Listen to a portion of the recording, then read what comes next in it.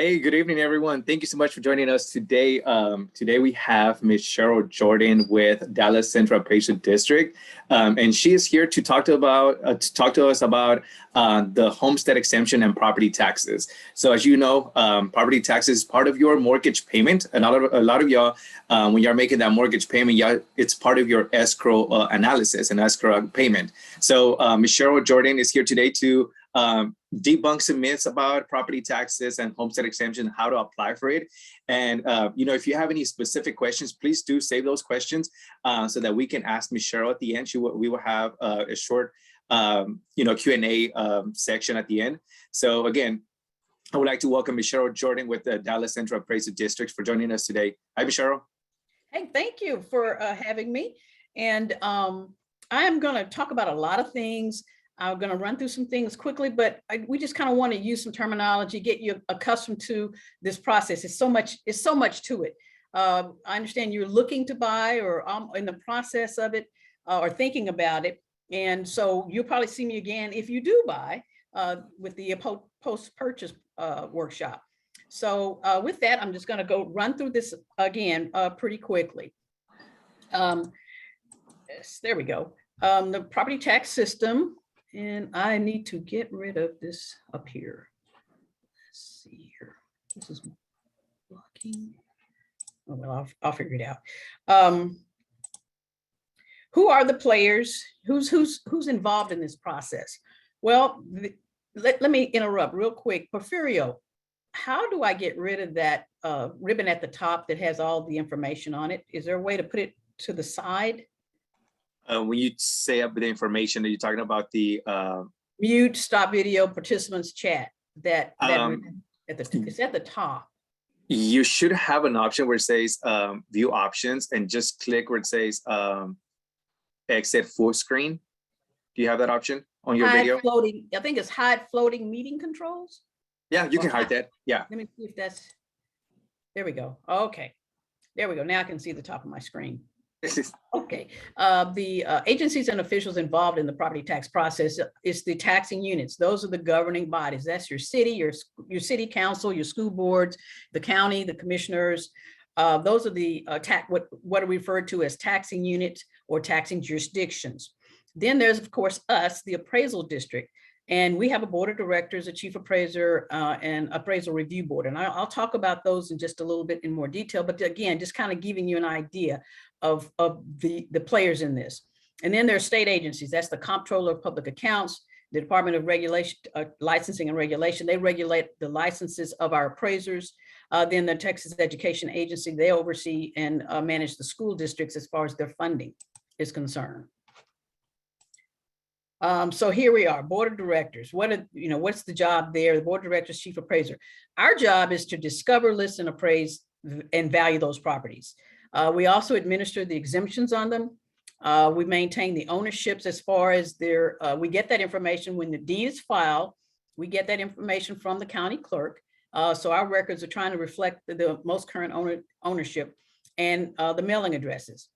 And the importance of that, of course, is when it comes time for the taxing units to mail the tax bills, they want to make sure they send them out to the right address. And of course, with your mortgage companies, a lot of times they'll do the escrow and they're going to pay it for you. But we still need to have the current information on file. And then ultimately, we deliver a certified appraisal roll to the entities. So, and that's what the entities, again, being the taxing units. And that's kind of what the appraisal district does.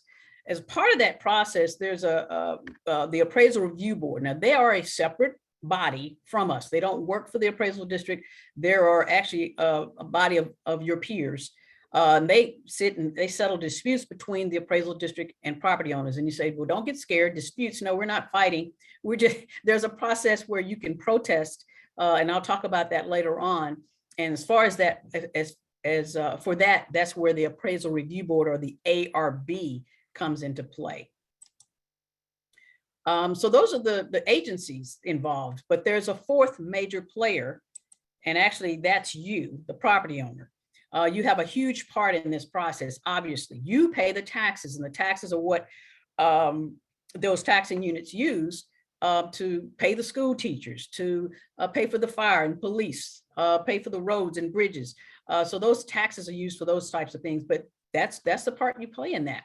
You also file for exemptions. If you have for your home, and I'll talk about this a little bit later, you file for your exemptions, and you do that with the appraisal district. You file that application with the Dallas Central Appraisal District. You also protest your value, and I will talk about that a little bit more later. If you believe the value is incorrect that we have proposed to you, then you have an option, an opportunity to protest that value. And you elect the taxing unit officials. You elect the city council persons. You elect the school board. You elect the county commissioners. Again, you have a big part in this process. And then, of course, you attend the public hearings, or you should be aware of those public hearings, to where those taxing units are trying to get input for the tax rates that they establish, because that's another big part of the process, where is the tax rates, because they determine how much money they need, those taxing units. We just tell them what value that they can start with. So property tax, what is that?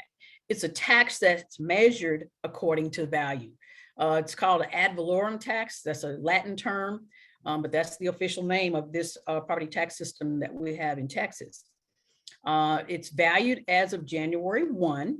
What was the market value as of January 1? And we have to look at it at least once every 3 years. And we have to value it at 100% of market value. Well, that last part there is what has caused us in the past 8 years to value a lot of properties almost every year, because we're trying to keep up with the market. So in a flat or a market that's not moving very fast, we may only look at it every 3 years, but we'll talk about that later. What is market value? Again, it's as of January 1, it's a price at which a property would transfer for cash or its equivalent under prevailing conditions. Bottom line is, simply stated, it's what a buyer will pay and a seller will accept on the open market. And okay, the only time that we step outside of that market value is something called the limitation of appraised value of the resident's homestead. Other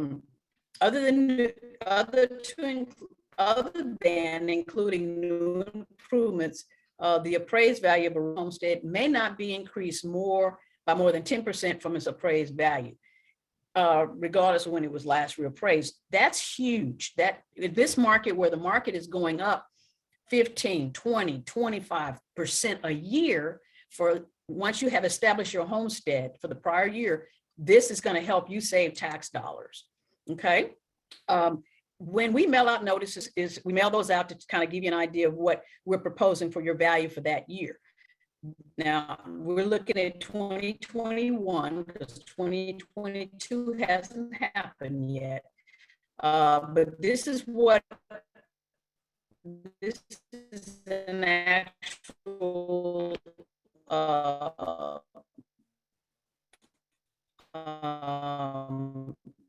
depiction of our appraisal notice. And on it, for example, we show you the market value, which is $351,390 in this instance, with $199,000. Which is very important, and gives you tax dollars and after you've purchased your home. Hey, yes. Cheryl. Can you hear me? Sorry. Yes, sorry to stop you, but I think that you are going. No, you're going in and out. I'm sorry to stop you. You're going in and out. Yes. Okay, I can hear you better. Can you just go over that information one more time? This section, you were just going in and out for us. Can you hear me? Okay. Yeah, Phil. Okay, so at what point do you need me to go back? I think we didn't hear anything from the previous slides.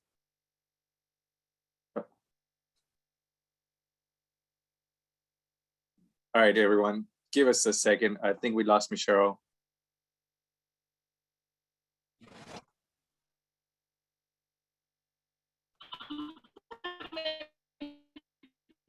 All right, everyone. So you know Zoom, so it's live. So give us a second while we work through this.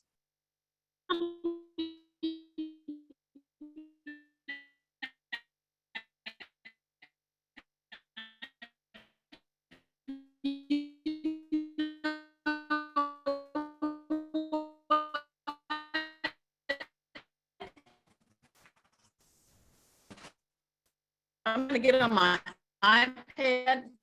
Which Okay, may maybe- be more stable.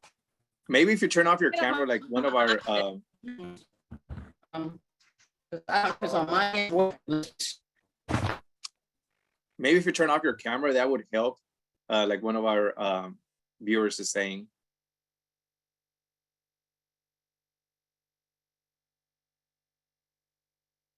All right, give us 1 second, everyone. We'll get her just as quick as we can. But what questions do you have on property taxes? Drop them even in the chat, and then once we get Ms. Cheryl back in there, we can start asking some questions.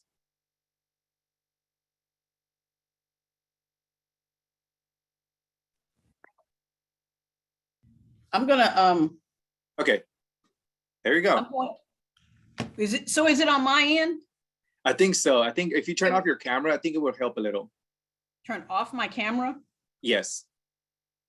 You know, if you go where it says next to the microphone, you have a little camera icon. Your video. Oh, turn off the video, stop video? Yes, maybe that will help. There you go. And then let's go ahead and start sharing your screen again.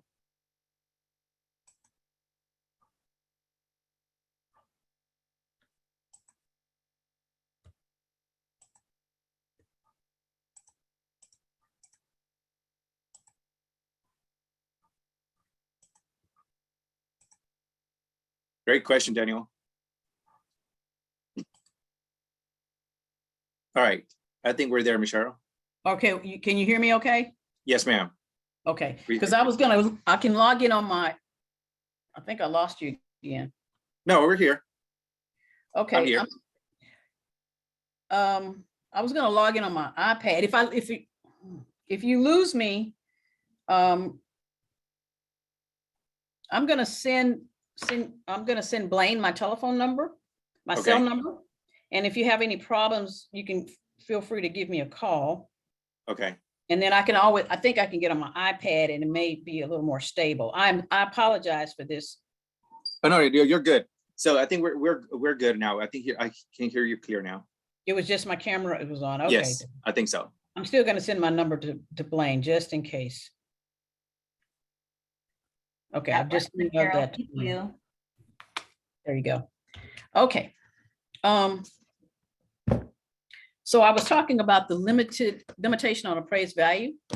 And when you file your homestead application, we'll automatically implement this the following year.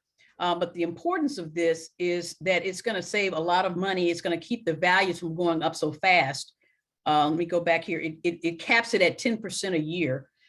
What I was saying, in an appreciating market that we have, like we have now, this is huge because here's in this example, the market value on this property is really $351,390. But because they had a cap in place, it capped at $199,000. And this is on the appraisal notice that we have. This is an actual depiction of one of our appraisal notices, which you can find on our website by looking up your particular property that you want to look at. But the market value, again, is 351. The appraised value is 199, and we subtract any exemptions from that. So in this, for example, for the county, they're going to be paying tax on the 108. And so here's an example of the cap and the actual, it's a benefit. Okay, value versus taxes. Value is the financial worth of that property, and the tax is what you pay the government, which is also known as the levy. Residential property appraisal, and we appraise not only residential property, we appraise commercial property and the business personal property inside that as well. But for the purpose of this, we're going to obviously focus on residential property, and that's what's the residential property types. There are different types. We've got single family residences, there are townhomes, there are condominiums, there are multifamily, you have duplexes, manufactured homes, and even vacant lots. And obviously, this is just a depiction of an example of all those different types of properties. You even have new construction. So we pick it up, whatever it is on January 1, that's the 1st of January, that's what we're looking at valuing it for. We delineate the county into neighborhoods. There are over 5,000 neighborhoods in Dallas County. It's a homogeneous market area, and we're looking at buildings of similar structure, quality, age, and condition. Just like when you're shopping for the house, you're looking at similar properties that are competing with one another.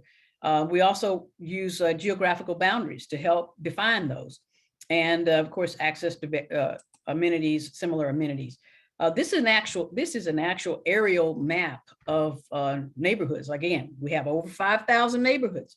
So each of these colors indicate, and the number 5ASS04, that's how we name our neighborhoods. And so that's what this depicts. And that's how you say, wow, that's a lot of different structures, but you can look at sometimes you can see the difference in the size. Could be that there was some again, geographical limitations that require us to have a different neighborhood.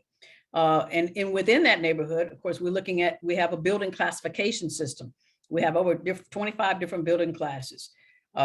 Every structure is assigned a building class, and just to kind of look at some examples here. This is building class 2, and this is actually out of one of our appraisal manual books. This particular property is built on post foundation with wood siding, composition shingles, and it meets the minimum property standards. This, as a rule, was built before 95. And then we go on, we have a lot of things that determine what makes this building class up. So this is so we can be equal and uniform when we're valuing properties. So here is a building class 21. Well, it's a very good quality custom brick veneer house. It's typically three or more baths is the norm. It could be on slab or pier and beam foundation. And then here's some of the characteristics of that. Just want to kind of give you an idea that we do look at the property building classification. So neighborhood appraisal, we appraise the neighborhood. We'll identify by the ratio study. That's where we take the appraised value and divide it by the sales price in order to determine whether that neighborhood is going to be looked at for a reappraisal. So we are going to target the neighborhood if they fall less than 95% in this ratio or 105%. If it's less than 95%, that means that we are not, we're too low. Our value is too low. And if it's greater than 105%, that means our value is too high. So we're going to target it and try to bring them back to that 100% which is what required by law. We also look at all new construction. That's a brand new dwelling, that's a remodel, room additions, repairs, demolitions, swimming pools. We discover by most of these properties by obtaining building permits from the cities and also concerned neighbors. If you're building without a permit, a lot of times somebody wants you to pay your fair share, so your neighbor would turn you in and email us and say, hey, they've enclosed their garage or added on a house. But anyway, we do discover and get that information. We develop appraisal models by neighborhood and building class. So we're going to come up with a value per square foot for that particular building class in that particular neighborhood. And then we apply that, and the result, again, results in a more accurate and equitable appraisal. We're going to look at, we determine the land value. We're going to look at what is the lots selling for in that neighborhood. Well, there are a lot of neighborhoods now that don't have any vacant lots. So we look at what we call tear down sales. And that is where the property, somebody bought it, they tore the house down and they built a new structure. Well, that told us they wanted it for the purposes of, they just wanted the lot. And so if neither one of those happens, then we can also do a typical ratio or proportion of land area to building area to come up with that. And that's required. We have to break it out that way by law. And on the notices of value, after the reappraisals are complete, we're going to mail a notice of appraised value, but not for all properties. In the next slide, we'll talk about who we actually mail a notice to. However, we're going to produce a notice and put it on our appraisal district. Whether we reappraised or change the value of your property or not, we're going to create a notice and put it on our website around April 15th, so that you can see what we are proposing for your value of your property that year. We've got this notice mailing criteria. These are the ones we're going to actually put it in the United States Postal Service and mail it. If we've increased the property value, if the ownership has changed, just say you're a new owner, if you've lost your homestead exemption, or you rendered it, that's where the owner has provided us some information in advance. Otherwise, the notices are not mailed, but again, they are on our website every year. So the calendar, let's kind of talk real briefly about it. August to January, we're out in the field. We're doing property inspections. We're gathering the permit information. February, March, we're still out there some, but we're doing analysis and valuation, trying to finalize everything. And then on April 15th, we're going to mail these or create these notices of appraised value and post it to our website. Now, of everything you've heard so far, when you buy a property, you have the right to protest. There is a deadline to protest each year. Now, the legal deadline is May 15th. However, if May 15th falls on a weekend, then it's going to go to the next business day. And for 2022, for example, May 15th, I believe, is on a Sunday. So therefore, it's May 16th. That's the protest deadline. That's the date that you need to protest if you believe that your value is incorrect. And then on July 25th, we go through this process and we'll talk about that. But on July 25th, that's when we are required to certify the values to those taxing units. And then they start their process of establishing tax rates and getting ready to mail the actual tax bills. Our office does not do that. So that was our calendar. Now the taxing unit calendar, they're, again, here we are in August and September, they're holding public hearings and adopting their tax rates. And then in October through January, they're mailing their tax statements and collecting the taxes. That's the in Dallas County, they do the collections for the majority of the taxing jurisdictions. So typically you're going to get a bill from Dallas County Tax Office. Again, that's a different organization than the appraisal district. We don't collect taxes, they do. So February 1st, you always want your taxes paid prior to that February 1st, because penalties and interest begin to accrue, and they put a pretty big pop on the addition to your tax. So, but your mortgage company, and Habitat, they're going to pay that on time, I assure you. So now, who can file a protest? The current property owner can file a protest, or you can hire an agent to do so. Not necessarily, save the money. You can do it yourself. It's really straightforward. Or if you lease a lessee of a business property, they can also do it. Main thing to know is you as the property owner, you can file a protest. Protest deadline again this year is going to be May 16th. And you can protest as early as when we notify you, which is that April 15th date. I can't overemphasize this enough, because if you do not protest by the deadline, you have to wait another year. You have to wait till next year in order to protest. So that value is going to, whatever we propose, that value is going to remain. So what can be protested? Any action by the appraisal district that adversely affects a property owner's tax liability. If it's overvalued, if it's unequal compared to others. I'm not going to go into a lot of detail that, but you can protest just about anything. How do you protest? You have to file a written protest.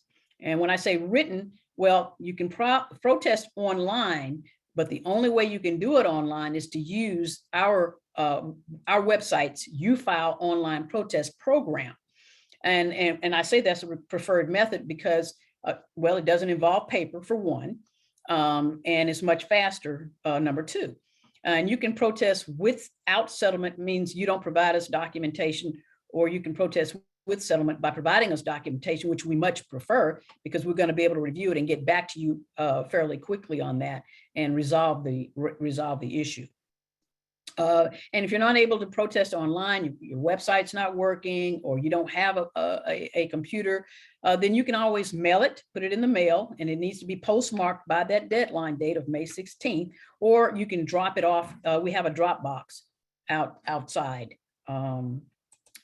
And here's a, you can search by your account on our website. If you want to, get to this protest process, you can search for your account by owner name, the address, and then on the screen, it's going to be other information, but I just wanted to use this to show you, but you're not going to see it until April 15th. We don't put that out there until then. So if you go to our website now, you won't see the U-File online protest button, but you will see the 2021 current appraisal notice is still out there.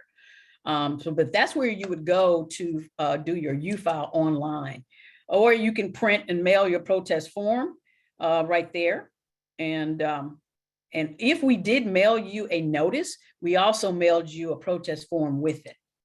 And this is the actual copy of that protest form. It's very simple. You check the box that's applicable. Most people check the values over market. You know, it's more than what I think I could sell it for. And then we ask you to provide an opinion of value. You sign it, date it, boom, you're done. That's it. To file your protest. That's kind of gets to get it started. Again, you know, have to include the information. And then so in order to, once you've protested, what do we want? We need documented evidence that why you believe your value is overstated, why it's more than what you have. We have to have more than just your opinion. So we need something in writing, whether it be a recent closing statement of your property, recent independent fee appraisal if you've recently had it financed, or sales of comparable properties. You can talk to a realtor. They'll give you sales information, and then or say it's not sold recently. You've had it for years, and there's some repairs you need. You've got some foundation area problems. You've got some roof and other structural deficiencies. Get a professional estimate and never pay for those. Get someone to do those. Don't pay them. Even photos of the physical issues. You know, you have huge cracks that are causing some structural issues. But we need some type of documentation for you to include with your protest. There are informal and formal hearings. You can try to settle it informally with an appraiser, but we're going to require, in order to do that, that's not on this slide, but that's one of the new things that we're requiring. In order to do an informal, we're going to provide us the documentation before we contact you, and you provide us that documentation. We'll email you or we'll call you to try to resolve it. If for whatever reason it doesn't get resolved at the informal level, then we're going to schedule you for your protest, a hearing. Then you can go to your formal hearing, and that's where you have the appraiser and the ARB member and you, the owner, and it's a 15-minute hearing, and you present your side. The appraisal district will present their side. There's some rebuttal, and then at the end of that 15-minute hearing, the ARB will provide their decision, and it's done. But if for some reason you want to go further and you don't agree even with that, then you can file a lawsuit or some binding arbitration. So now let's talk about exemptions. Filing an exemption application is free. An exemption, it does reduce your taxes. That's what it does.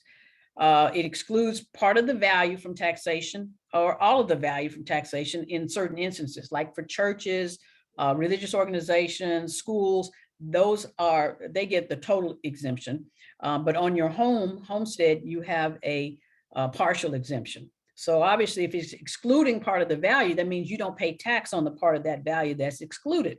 And there are different types of exemptions. You've got the residence homestead, and I'll talk about the criteria in just a bit. There's the age 65 or older exemption, a disabled person, disabled veteran, and surviving spouses. Again, the benefits lower your taxes. There's that limitation that I spoke about earlier, the capped value of the 10%. For the age 65 or older, as well as the disabled persons, there's something called a tax ceiling. And what that does, that actually limits the tax. There's a difference between limiting value and limiting tax. So that limits the tax that you pay the first year you qualified. It only limits the school district taxes as mandated by state, but the county and the city can opt in to do so. The County of Dallas has opted in to provide that. Then also know that if you're a surviving spouse of an age 65 person or older, or disabled person or disabled vet, you can continue the exemptions, and we can go in that a little bit later after you've purchased your home.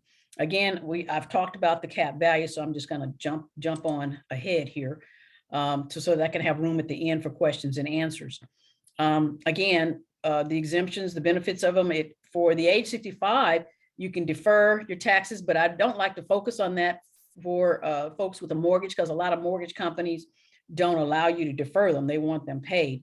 But if for some reason you own your house outright and you can defer your taxes, you can, the interest accrues at 5% annually. But again, let's not dwell on that. Let's pay our property taxes and stay up above board there. So who qualifies for a residence homestead? Well, January 1 owner has been the law for many, many years. You have to be the January 1 owner. That just got changed, and it's not reflected here in my screen. That law just got changed to where now you can qualify anytime during the year. Say you buy your house in March, then we're going to prorate the exemption on. This is a new thing. So, but bottom line, the residence homestead is going to save you money. You can only have one, so you can't have a homestead somewhere else. And you must provide us a copy of a valid Texas driver's license or Texas ID. It has to be valid and current, and the address on it must match your property address. That's so they're trying to. You'd be surprised. A lot of people try to file for more than one, and this is just a way to ensure that you're not being fraudulent. You actually live there, and so that's one of the criteria. That you need to know. And obviously, sometimes when people get older, they get into a nursing home, and that's a kind of exception that you can continue it, but you have to provide those things, and you have to live in the house. It's your main residence. That's what it is. How do you file the homestead application? You can file it. You file it with us, and we're the only place you file that exemption with. There are companies out there that will send you things in the mail that look very official. They'll say, hey, we know money's owed you. Well, before you sign anything or do anything with them, you call us and make sure you don't already have your homestead exemption in place. Again, it's free. It's not hard to do. We'll help you file the application, and a Habitat will help you file it as well. So just be aware of that. We're going to, for new homeowners, we're going to automatically mail a homestead exemption application to you at the end of January of each year for the new owners. And also, again, we have those applications available on our website. You can give us a call. We'll mail you one. There are all the kind of ways that we're going to try to help you do this. You can file up to 2 years late. And I did not change this screen, and I apologize. But February 1st, if you filed prior to this past February 1st, you could have filed back to 2019 and 2020. But after the delinquency date, so now it goes only back to 2020 and 2021, but that's not something you need to worry about because you haven't even bought a property yet. Okay, so on our website, like I had talked about, there's this area. This is where it's going to be. It's going to be right below the electronic documents, ENS. You can click on that to file online, or you can print one out. So I went through that pretty fast. And if you wanted to contact us, there was that way to do it. And I just passed by that. So I want to open it up to questions and answers. And let me get out of sharing.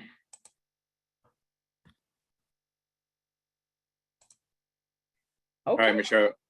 Thank you so much for that information. All right. So one question that someone had by the name of Daniel in our in the chat was asking, should I dispute my appraisal if it came highly under, does that mean I will pay less taxes? I'm assuming that it came highly under the appraised value or then the loan amount. So he's asking, like, should he dispute that appraisal? Okay, so he's saying our value, can you hear me okay? Yes, we can. You want me to start sharing again? You can. If it starts glitching, let me know and I'll turn it back off.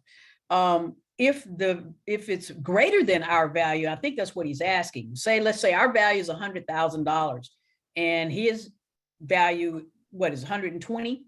Does he want to protest? You probably don't want to protest because, you know, we're going to raise it and that's going to raise your taxes. Typically, people don't protest to raise their value. They protest to lower it. So let's say we have it on at 100,000 and you just bought it for 90,000. Yes, then you want to protest. Provide us that information. I hope I answered his question. You glitched at the end. So okay, well, I'm gonna turn I'm gonna stop sharing. Okay.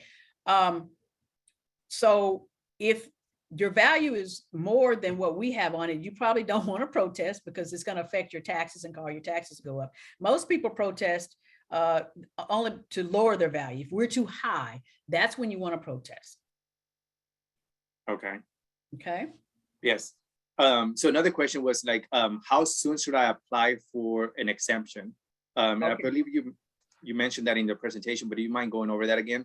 Right. Typically, it has been you would have to apply after, obviously you have to own it. So after you've bought it and after you've closed, and it used to be you had to be the January 1 owner, but for the first time, and you probably didn't even know this, Porfirio, is you can now prorate it on. So as soon as you close, and we get, it takes us about 30 days to get your ownership information. So give us about 30 days from when you closed and the deed was filed.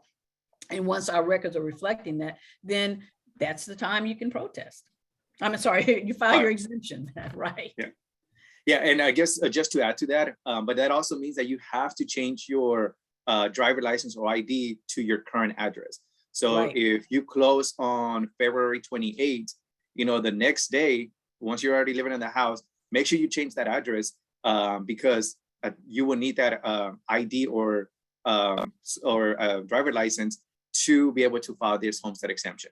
Right. You have to have, again, the address on the driver's license must match the property address.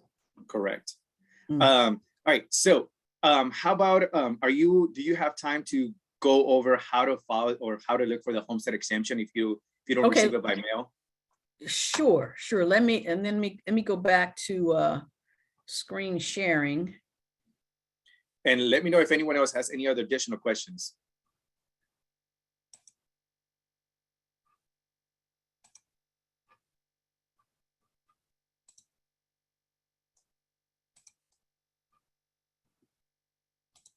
Okay, so I'm just going to go out here and I'm just going to put in Jones, and it may be someone's, but this is how simple it is, Jones, and then I'm going to search, and you have all these names come down here with Jones.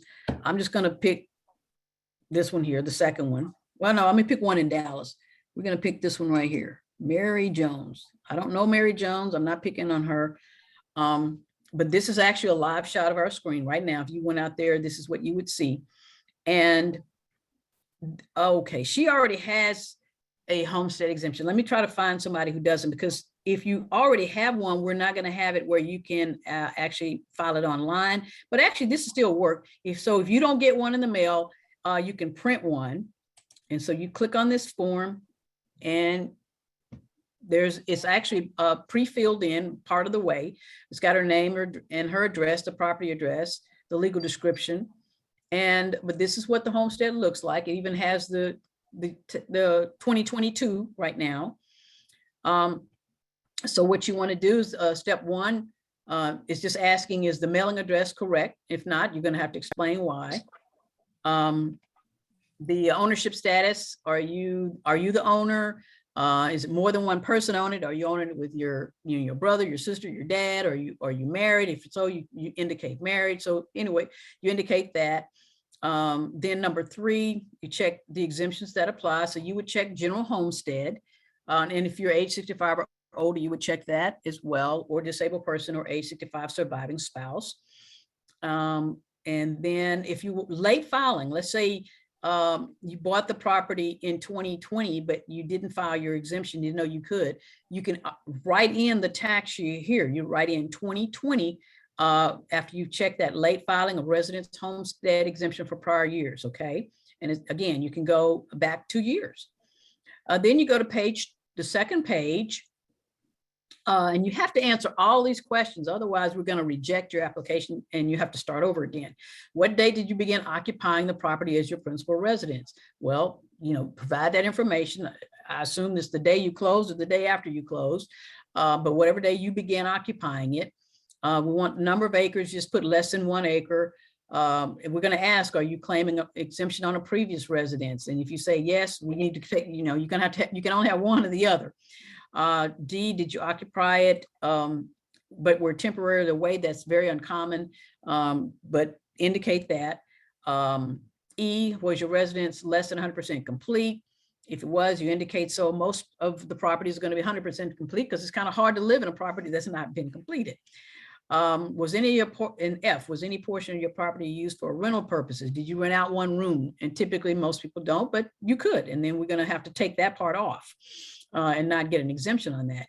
Is this cooperative housing? Just hit no, and it's not. Is the person applying for this exemption resident of the facility? In other words, are you in a nursing home? Yes or no? But again, the bottom line is answer all the questions, check the appropriate box, and then always attach step 5, attach the required documents. That's that we need a copy of your driver's license. If you're a disabled person, you need to provide us that information, and you can give us a call and we'll tell you what type of information we need for the disability exemption. And of course, the age 65, your driver's license is going to have your age on it. So there you go. That's simple enough. And then step 6, you're going to need to provide us your driver's license number on here, your date of birth, a phone number, and an email. And if there's a spouse, we need that same information.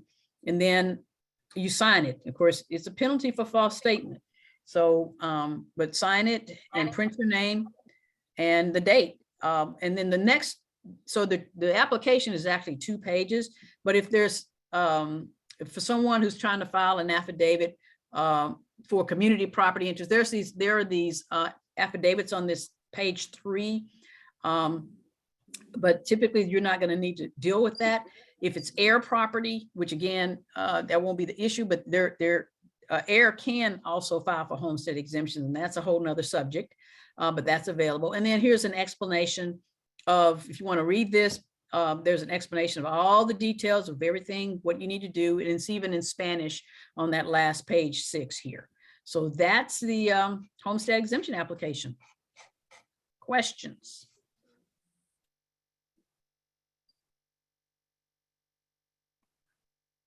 Any additional questions? Thank you so much, Ms. Shara, for that information. You're welcome. Yeah. So let's see.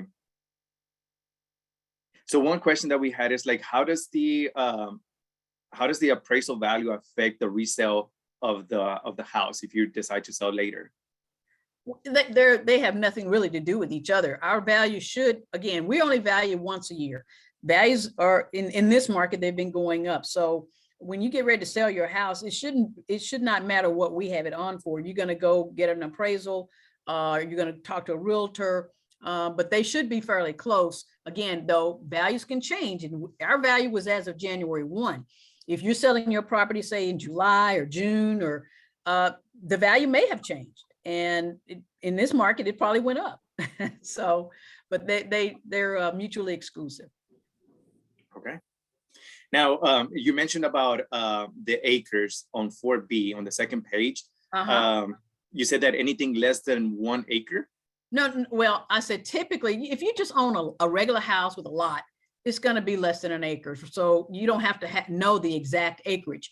You can have a homestead exemption on property up to 20 acres. Okay. But again, the whole 20 acres needs to be used for the homestead. Now that's where you get into your estate properties. Most likely you, me, we won't have that issue, but that's what it's there for. You can get up to 20 acres. And say you have a 20-acre estate, but maybe you only use part of it, 10 acres of it for your homestead purposes. You've got the tennis court. Well, that's still part of your, but you may use part of it for business. So that's why we're asking about the acreage. But I was just saying, when you're filling out the application, don't worry about if you just own a regular house, on a lot. And if it's less than 1 acre, just put the less than sign 1 acre. Makes sense? That makes sense. Yeah. So it's anything for you, Ms. Jean, it would be anything less than 1 acre. So another question that we have is like, what happens if at closing our address had a different address number than what was populated on DCAT? So I'm assuming that they went in online and it populated different information than what the address should be. Okay. How should they go about that?